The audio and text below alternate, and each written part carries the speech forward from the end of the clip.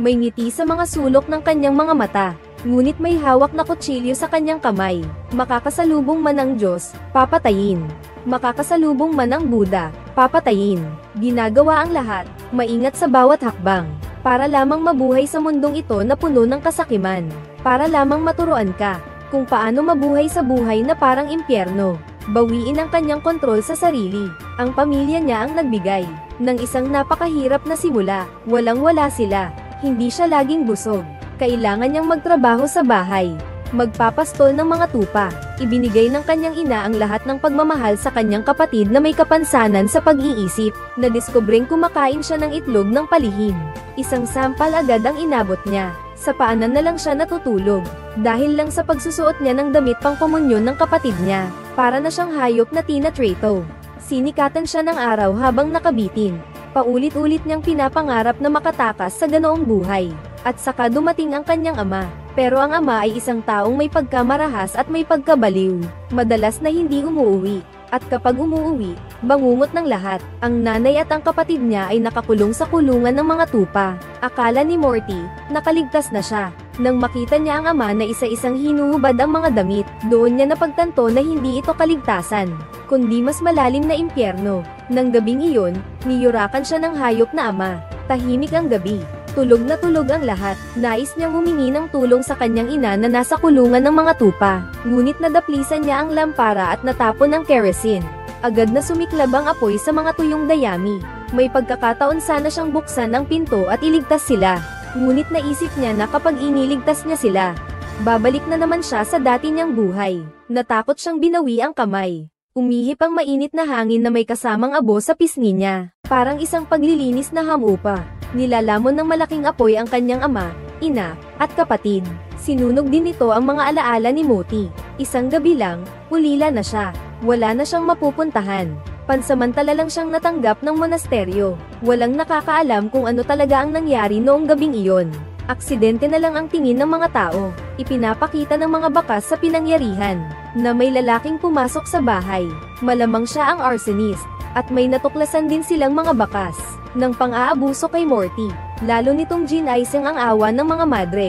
Sa banal na kumbento, unang beses niyang nahugasan ang kanyang karumihan, at nakasuot na ng malinis na damit, at nakatikim ng pagkain sapat. Ngunit hindi siya maaaring manatili sa kumbento, sapagkat sa loob ng 200 taon, mga taga-Sicily lamang ang tinatanggap dito, ang mga anak na babae ng pinakamayamang pamilya. Pero ang pagiging bastos ni Morty ay nagpapasakit ng ulo sa mga madre. Hindi siya kailanman naturuan. Ang kutsilyo tinidor ay mga gamit na bago sa kanya. Sanay siyang kumain gamit ang kamay. Walang nagturo sa kanya kung paano gumamit ng kabeta. Kapag nagpipigil siya, kusa siyang nagtago sa damuhan para magpunta sa banyo. Nang may maramdaman siyang papalapit, nataranta siyang inayos ang pantalon at tumakbo palayo, at nagpatuloy sa paghahanap ng ibang matataguan. Hanggang sa makakita siya ng isang aparador. Nang masigurong walang tao sa paligid, isinara niya ang pinto. Agad, isang tili ang umalingaw-ngaw habang nagdarasal ang mga madre. Natagpuan ng isang tao ang kanyang obra maestra sa aparador. Wala nang awa. Alam ni Morty na may nagawa siyang mali, pero hindi niya alam kung ano iyon. Nagpasya ang mga madre, na dapat siyang dalhin agad sa bahay ampunan. Isang lugar na puno ng kuto, gutom, at lamig. Ayaw na ayaw pumunta ni Morty. Matatalino niyang napansin na sinusunod ng mga madre ang lahat ng sinasabi ni Madre Leonara. Para bang siya ang may hawak ng lahat dito. Kaya naman, agad siyang bumitaw sa pagkakatali, at yamakap kay Madre Leonara. Hindi niya alam ang sasabihin, kaya't mahigpit siyang yamakap at ayaw bumitaw. Ipaglaban mo ang pagkakataong makasama kami.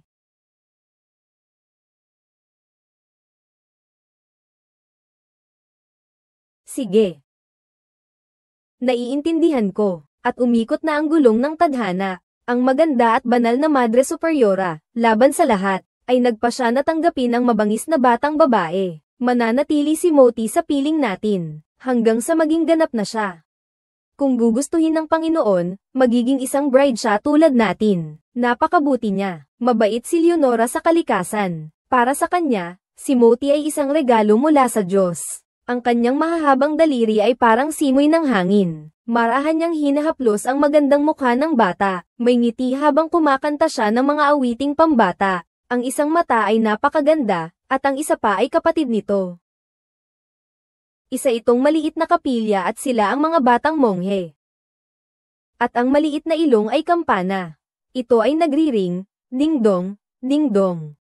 Parang lumipas lang ang 6 na taon. 15 taong gulang na si Morty, nawala na ang pagiging bata, gumanda siya ng husto. Ang kanyang buong hubog ay kailangan ng suportahan ng isang korset. Lubos siyang minahal ng personal siyang tinuruan nito ng pagpiano, pagbuburda, at pag-awit ng mga himno. May iniwan siyang malaking halaga ng annuity para sa kanya habang buhay. Tiniyak nitong komportable siya sa monasteryo, at hindi magkukulang sa pagkain at damit. Hindi rin nabigo si Morty sa inaasahan. At uhaw na sinipsip ang kaalaman. Pati ang anak na babae ng gobernador na si Elena, ay napilitang lumipat sa ibabang palapag, para lang mailipat si Morty sa itaas at makatabi niya. At bago iyon, si Elena ang laging kasama ng direktor. Ang pagkiling na ito ay nagdulot sa kanya ng sama ng loob. Sa loob ng 6 na taon, magkasama sina Morty at ang direktor araw-gabi.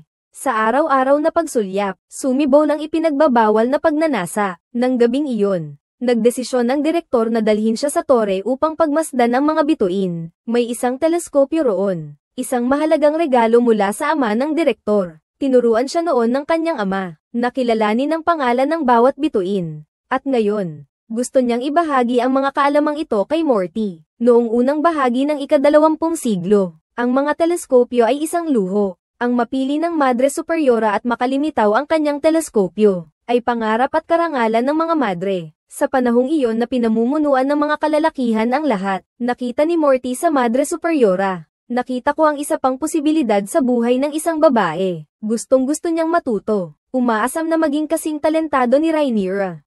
Ang kulit-kulit naman niya. Kaso nga lang, bago pa man umakyat sa tore, umulan.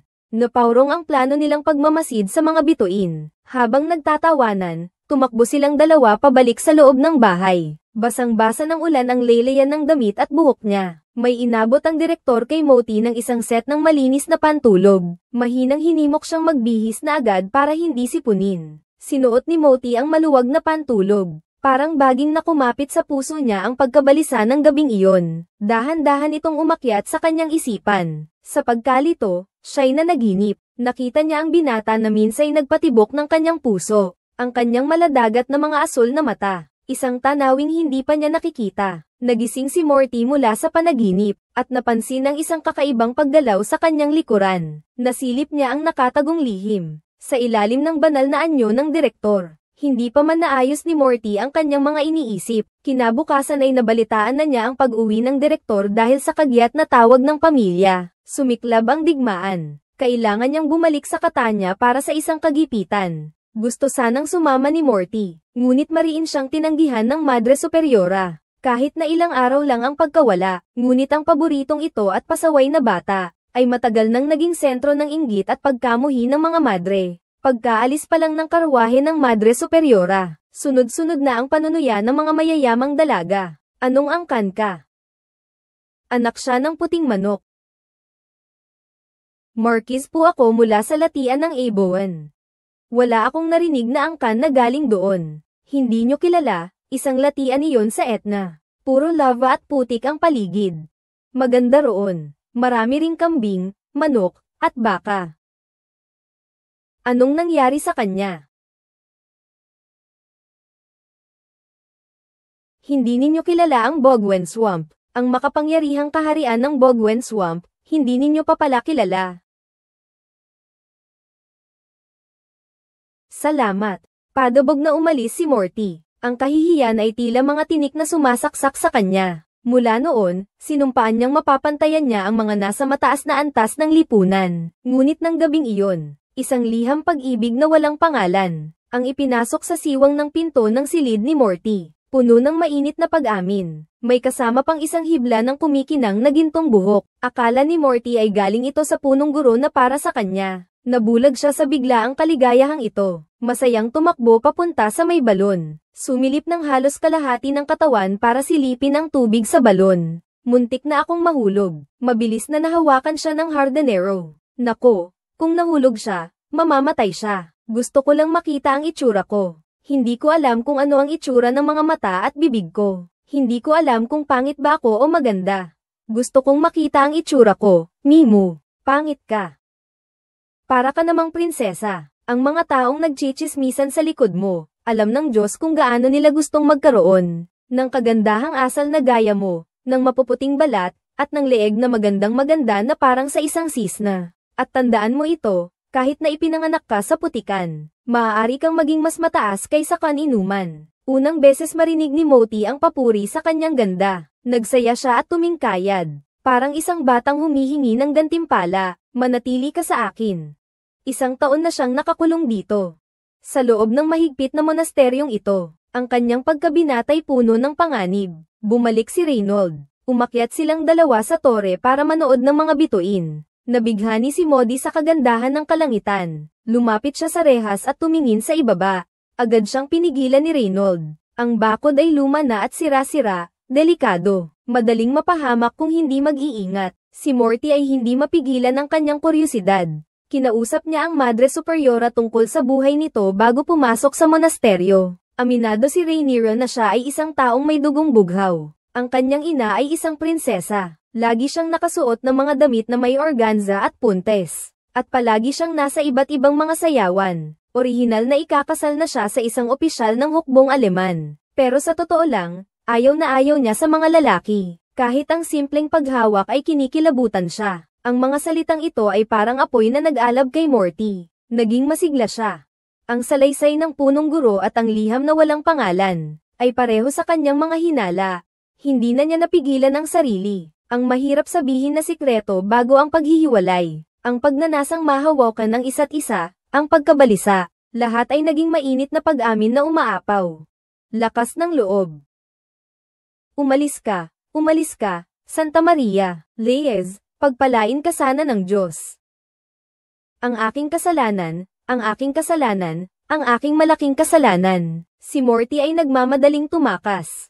Nasalubong niya ang hardinero na sinisindihan ang tambak ng kahoy. Habang nagliliyab ang mga uling, tinitigan niya ang naglalangib na apoy. Para bang maraming taon na ang nakakaraan. Kasing liwanag ng apoy na siya mismo ang nagsindi noon. Kumikislap ang mga luha sa liwanag ng apoy. Ang apoy na nagbigay sa kanya ng kalayaan ay hindi kailanman namatay. Nakatago ito sa kaloob-looban ng kanyang pagkatao. Naghihintay lang ng isang pagkakataong masira ang puso. Para tuluyang patayin ang sarili kong naghahangad ng pagmamahal. Kinabukasan, si Morty ay pinarusahan ng husto. May inabot na isang hugis pusong pako ang matandang madre. Inutusan siyang ipukpok ang pako sa kanyang balat sa ilalim ng korset. Paglilinis ng kaluluwa. Utos ito ng Madre Superiora. Sa gitna ng matinding sakit, agad na nabasa ng dugo ang puting benda. Isang gabi lang, bumagsak siya mula sa langit tungo sa impyerno. Sa madilim at mamasa-masang silid ng pagsisisi, si Morty ay naging katatawanan ng buong monasteryo. 3 buwan na ang lumipas. Isang pirasong tuyong tinapay lang ang kinakain niya araw-araw. Hindi siya natatakot sa parusa, pero hindi niya matanggap na pinabayaan siya ng Madre Superiora. Hindi siya pinapansin. Kaya nag-isip siya ng paraan, kunwari na himete, para makalabas sa hardin. Pero hindi pa ito sapat. Isiniwalat ng matandang hardinero ang isang sikreto. Bago siya dumating, mayroon ding isang batang babae na labis na minamahal. Nakakulong sa silid na ito ng pagsisisi. Laging malungkot ang dalaga. At sa huli tumalon mula sa bintana sa itaas. Tinapos ang kanyang maikling buhay. Natakot ang Madre Superior na maulit ang trahedya. Kaya't nagpakita siya ng awa. Isang mapait na aral para sa iba. Ngunit isang magandang oportunidad para kay Modi. Alam niya kung paano mapapatahimik ang mga madreng yun. Isang tahimik na hapon. Walang pag-aalinlangang tumalon siya sa balon. Mahal.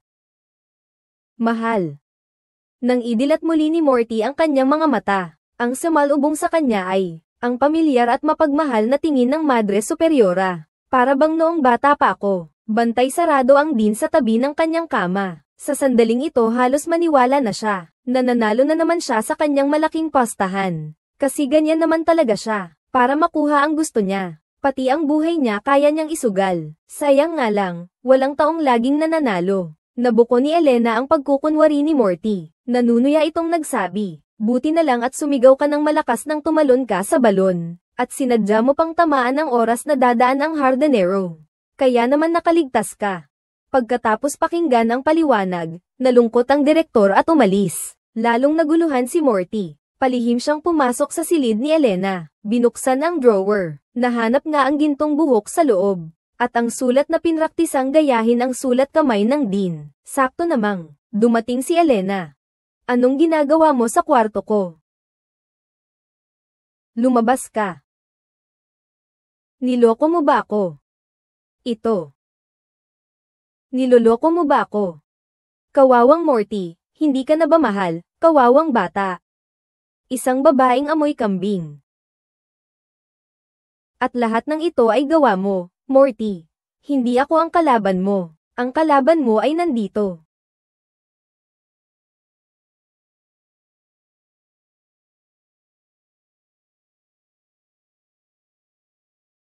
Nako, tulong, tulong.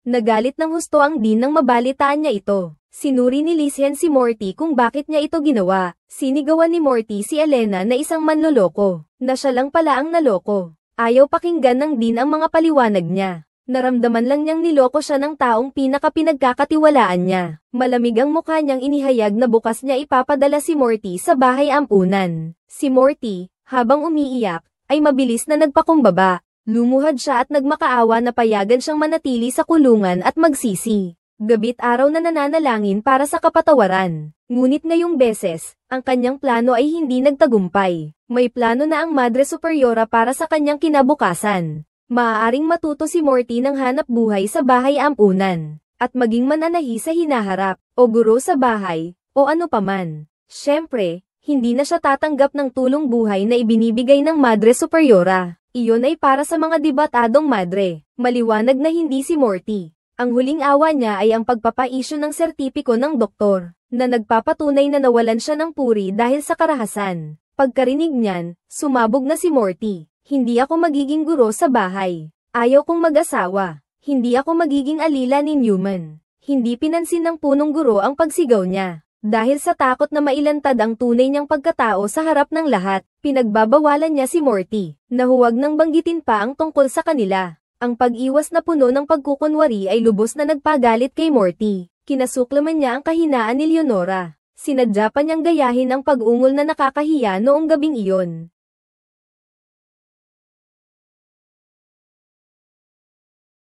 Kinapopootan kita. Kinapopootan kita. Nang ang galit ay maging sandata na nagsisilbing proteksyon. Sa wakas, nakalaya na siya sa pag-ibig, at nakahanap ng kaligtasan sa putikan ng kasalanan. Madilim ang gabi. Si Morty ay naghihintay sa tore, at naghihintay nga siya kay Rhaenyra na dumating para manood ng mga bituin. Dahan-dahan siyang tumayo, at humingi ng yakap. Akala ni Rhaenyra, senyales ito ng pag-ayos ng kanilang samahan. Lumapit siya ng kaunti, at marahang niyakap siya. Ngunit biglang nagbago ang ekspresyon ni Morty.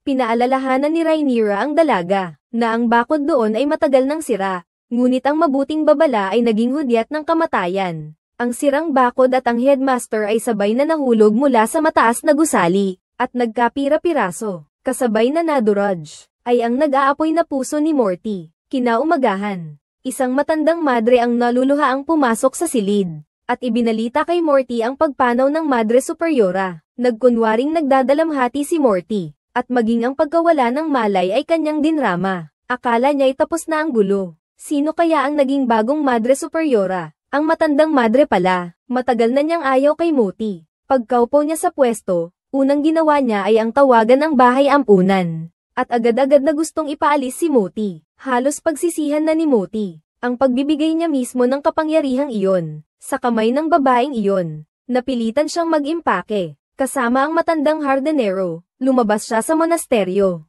Isang itim na kotse ang papalapit mula sa malayo. Hindi pa niya nakikita ang ganitong klaseng makabagong makinarya. Nanginginig na sumakay si Morty sa sasakyan. Mahigpit na hinawakan ang kamay ng matandang hardinero. Nagpaalam na sila ng tuluyan. Pareho nilang alam sa kanilang mga puso. Hindi na sila magkikita pa. Bumusina ang sasakyan sa gintong mga taniman ng trigo. Parang may naaninag si Morty. Mukhang nakita niya ang mga yumaong mahal sa buhay at ang mukha ng punong guro. Sa pagod, mahimbing siyang nakatulog. Nang gisingin siya ng driver. Pagmulat ng kanyang mga mata, ibang-iba na ang kanyang nakita. Isang malaking mansyon sa probinsya ang sumalubong sa kanya. Iniwan na siya ng driver pagkatapos ibaba ang kanyang mga gamit. Isang matandang katiwala ang nag-abot ng mga bagahe. Tahimik na sumunod si Morty sa kanya patungo sa pasilyo. Ang mga gintong mural at ang marangyang mga kagamitan sa loob ng bahay. Mukhang hindi naman ampunan. Lalo pang nadagdagan ang pag-usisa ni Morty.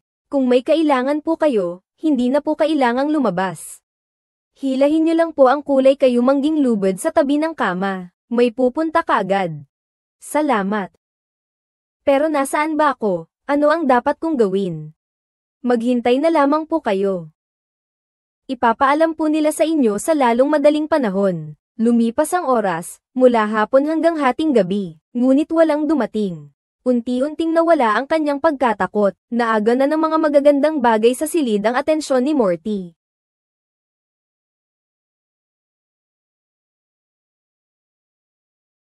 Biglang may narinig na ungol na parang hayop mula sa itaas. Natakot si Morty at dali-daling kinandado ang pinto ng kanyang silid. Pero lalong lumakas ang nakakapangilabot na dagandong. Mabilis niyang sinara ng mahigpit ang mga bintana, pagkatapos ng isang gabing puno ng takot at hirap makatulog. Kinaumagahan, dumating ang katulong na may dalang almusal sa tamang oras. Parang tsismosa ang katulong. Hindi pa nagtatanong si Morty ng kahit ano, ay masiglang ipinakilala na niya ang lugar. Ito ang bukirin ng pamilyang Brandyfoot. Ang may-ari ay si Prinsesa Gaia. Ang dahilan kung bakit napunta si Morty dito ay dahil sa utos ng prinsesa. Nanikip ang dibdib ni Morty. Naalala niya ang nabanggit ng Dean tungkol sa pamilyang Brandyfoot. Natuklasan kaya ang krimen sa tore. Sa sobrang takot, hindi na siya nakakain ng almusal. Pero hindi niya mapigilan ang kanyang kuryosidad. Gusto niyang siyasatin ang pamilya ng Dean. Palihim siyang pumasok sa harapan. Nagtago siya sa likod ng mga luntiang halaman. Bigla na lang siyang nakatitig sa isang pares ng mga matang malakaragatan. Mula sa dalaga, isang mausisang titig din ang kanyang natanggap. Nakangiting kumaway siya rito. Nagdadalawang isip na pumasok si Morty. Sa wakas, nakita na niya ang elegante at marangal na Prinsesa Gaia. Isang tingin lamang, ay nakakapangilabot na. Ipinakilala ng prinsesa ang dalagang nasa tabi niya, si Little Horse ang pangalan. Nakababatang kapatid siya ng Dean. Nasa monasteryo na si Rhaenyra nang ipanganak siya. Kaya naman hindi pa sila nagkikita, at niyaya ng prinsesa si Morty sa mansyon. Isang dahilan ay para makita mismo ang batang babaeng labis na inalagaan ng kanyang anak bago ito pumanaw. Sa kabilang banda, ay para malaman ang tunay na dahilan ng pagbagsak ng kanyang anak mula sa gusali. Sunod-sunod na mga tanong, ay pawang nagpapahiwatig na siya ang sospek sa pagpatay sa Dean. Biglang bumilis ang tibok ng puso ni Morty. Sabi niya, mukhang maayos naman ang lahat sa Dean noong gabing iyon. Matagal nang sira ang railings ng tore. Ilang beses nang sinabi ng gardener sa Dean na dapat itong palitan. Pero napakaganda kasi ng mga ukit ng lumang railings. Ayaw itong palitan ng Dean. At nauwi ito sa isang trahedya. Maluha-luha siya. At napakagigil ng boses. Sa wakas, nabawasan na ang pag-aalala ng prinsesa. At inimbitahan si Morty na manatili rito ng ilang panahon pa. Pagkatapos ng libing, ang habang buhay na pensiyon na iniwan sa kanya ng direktor, ay kailangan pang lagdaan ang isang dokumento. Para maging opisyal ito, ipinakita ni Little Horse kay Morty ang mansyon. Marahil ay dahil hindi pa siya nakakakita ng ibang tao. Nagsimula ng magkwento ang maharlikang dalaga, at sunod-sunod na ibinalita ang kalagayan ng kanyang pamilya. Maaga namatay ang kanyang ama, namatay sa digmaan ang kanyang kuya, at ang kanyang ate ay biglang nasawi. Kahit nawala na ang kanyang mga mahal sa buhay, nananatili pa ring ayos ang mga silid ng mga ito. May mga katulong na regular na naglilinis araw-araw. Mula sa mansyon, dama ang katahimikan at lungkot. Siya at ang kanyang ina ay namumuhay na halos hermit, para bang nagbabantay sa isang libingan ng mga buhay. At si Little Horse ay may kapansanan din pala. Isang pilay na ang isang binti ay tuyo. Kaya pala Little Horse ang tawag sa akin ni Mama. Naawa ka ba sa akin? Wala namang dapat kawan. Maganda ka. Nauunawaan ni Morty na kailangan niyang maging maingat sa kanyang mga salita at kilos. Ang tanging paraan para maalis sa kanya ang hinala, ay ang magpanggap na siya ay isang taimtim at masunuring deboto. Araw-araw siyang nasa kapilya ng mansyon, nagdarasal. sa mga katanungan ni Little Horse. Maingat at pinag-iisipan niyang mabuti ang kanyang mga sagot, ngunit likas na nasa kanya ang paghahangad sa mundo sa labas. Sa gitna ng karangyan at kasaganahan, matagal nang natutulog na pagnanasa ay parang ligaw na damo, mabilis na lumago, para bang nararamdaman niya na ang mansyong ito ang magiging dahilan ng pagbabago ng kanyang kapalaran. Medyo masikip, kailangan ayusin. Bakit ka umiiyak? Ilang araw lang naman ito. Para lang mapasaya si Senyora Gaia. Nandoon lang naman ang inyong roba, hindi naman iyon tatakas. Walang nakakaalam. Ang mga luha ni Morty ay dahil sa pagkagulat. Hindi pa siya nagsusuot ng ganito kagandahang damit. Masyado bang magarbo ang damit na ito para sa inyo? Napakaganda po. Gusto ninyo ba? Isa na nga ba? Nakita na ba? Kinabukasan, si Morty ay pumunta na naman sa simbahan. Mukhang taimtim na nananalangin. Pero sa totoo lang, iniisip kung paano mapapanatili ang kanyang pwesto. Ngunit hindi niya alam na ang malungkot na si Little Horse ay matagal na niyang naaakit sa kakaibang personalidad nito. Nako! Pasensya na, Morty. Pasensya na. Nalilito si Morty. Wala siyang panahon para intindihin ang mga kaguluhang ito ng damdamin. Ngunit dahil sa magdamagang pagsasama nila nitong mga nakaraang araw, hindi naman talaga walang alon ang kanyang puso. Pumasok ang driver ng mga oras na iyon. Si Morty ay naghahanap ng makakausap. Magkatabi silang naglakad-lakad sa mansyon. Isiniwalat ni Rocco ang sekreto niyang isang deserter siya. Ayaw niyang mamatay ng walang kabuluhan para sa Italia. Kung madiskubre, mapaparusahan siya ayon sa batas militar. Hindi niya alam kung bakit niya sinabi kay Morty iyon. Pakiramdam niya lang ay isang taong mapagkakatiwalaan ito. Ang ganitong pakiramdam na hindi kontrolado ang sarili mong kapalaran, ay lubos na pamilyar kay Morty. Bilang kapalit ng tiwala, ibinahagi rin niya na wala siyang bokasayon na maging madre. Sa kanyang mga panalangin, ang puso niya ay hindi kailanman nabibilang sa kahit anong buhay. Tuloy-tuloy ang usapan nilang dalawa. Biglang dumating ang katulong at inistorbo ang pag-uusap. Hinihintay siya ng prinsesa sa silid-aklatan. Dumating si Morty sa silid-aklatan. Sinabi sa kanya ng prinsesa, parating na ang notaryo. Pagkatapos niyang pumirma sa kasunduan, makakabalik na siya sa monasteryo. Bago iyon, ito na ang huling tanong niya kay Morty. Kung si Rhaenyra ba ay nagpakamatay? Sa nanginginig na tinig ay taglay ang pagsisisi at pagsisisihan. Mabilis na napansin ni Morty ang pagbabago ng emosyon ng prinsesa. Agad na sumagot ng may matatag na tinig.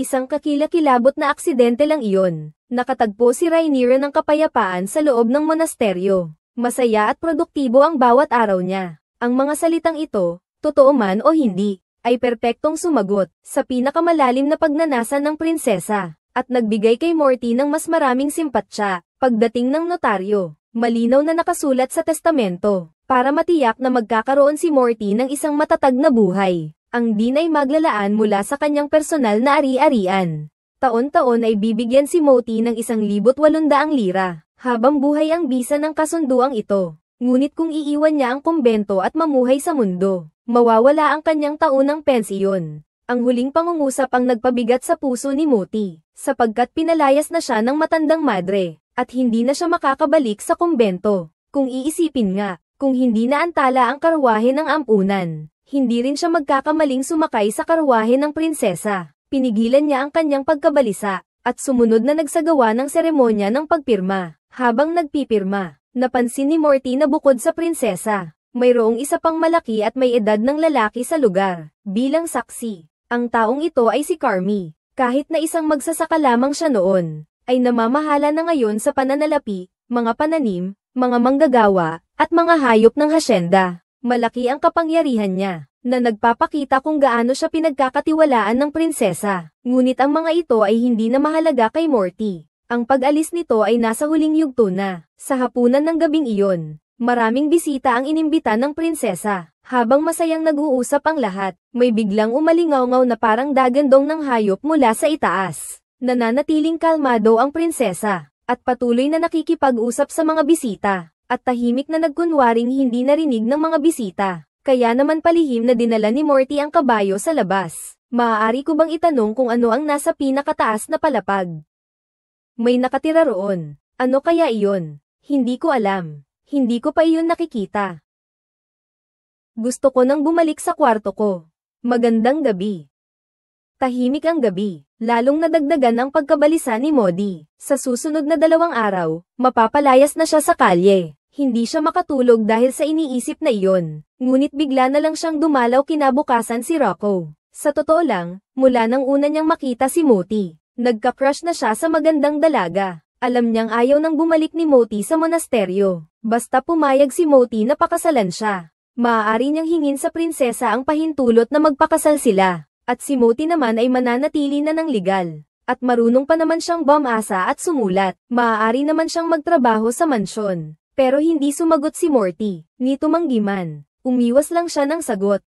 Kahit wala siyang nararamdaman kay Rocco. Ang kasalang ito, marahil ay magiging solusyon sa kanyang problema. Pakakasalan niya ito. Ito na ba ang paraan para manatili sa mansyon? Nalulungkot din ang prinsesa sa pag-alis ni Morty. Tahimik man si Morty, matalino at masaya siyang kasama, at marunong din siyang makinig. Iyon ang lalong hinahangaan ng prinsesa. Sa pag-iisip na hindi na sila muling magkikita, lubos na nawala ang pag-iingat ng prinsesa, at ibinahagi ang isang nakakagulat na sikreto. Si Little Horse pala ay anak ni Rhaenyra. Dapat sana'y mas perpekto ang buhay niya. Ngunit nagpakatanga siyang nagbuntis sa isang lalaking imposibleng magpakasal sa kanya. Para maitago ang iskandalo, ipinahayag na lang ng prinsesa na kapatid niya si Little Horse. Pagkapanganak niya, ang monasteryo na lang ang naging tahanan niya. Hindi na niya kami pinatawad kailanman. Normal lang iyon. Ayaw na niya kaming makita at pinunit niya ang lahat ng sulat ko. Kung ako ang masusunod, sana'y naiwan ko siya sa piling namin. Pero sa bansang ito, ang ama at asawa ang nagdedesisyon. Nalulungkot si Morty. Niloko pala siya ni Rhaenyra. Ang kahihiyang iyon na dapat itago, ipininta bilang isang romantikong pag-iibigan sa isang opisyal na kapantay ng kanyang antas. Kabulaanan, panloloko, pagtataksil. Ang mga matinding emosyong ito ay magkakahalo, na gumugulo sa isipan ni Morty at hindi siya mapakali. Sa kanyang pagkatulala, nakita niya ang birhen na iniwan ng kanyang dating pagiging maayos. Nakahilig ng may pagkamalandi sa ulunan ng kama. Ngunit pagtalikod niya, naging maliit na kabayo na naman ang taong nasa harapan ko. Paano naman kaya naging tunay kong ina si Mama? Hindi mo ba napapansin na masyadong matanda na siya? Alam naman ng lahat na isang palabas lang to para mapanatili ang magandang imahe. Walang naniniwala.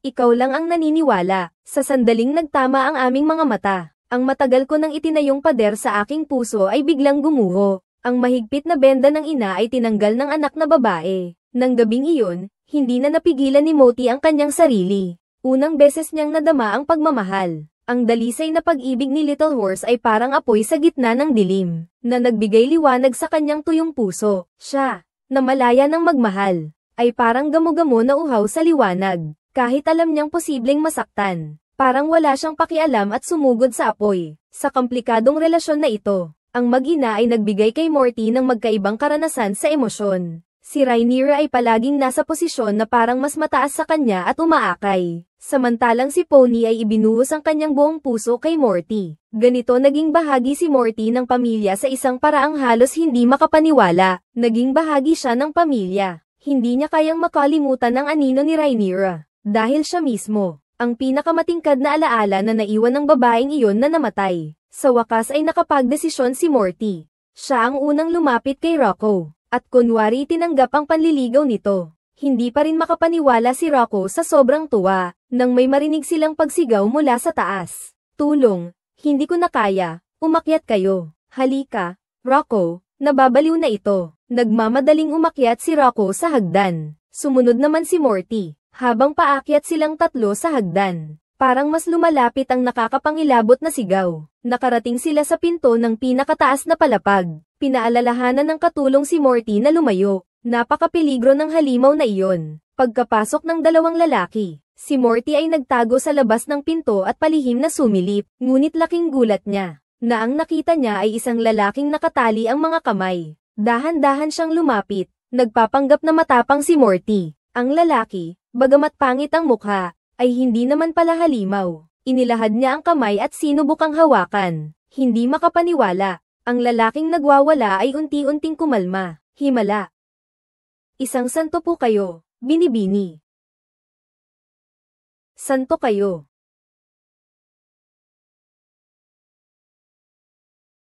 Himala nga. Kumalma siya, hindi ako makapaniwala, santo siya. Abangan ang susunod.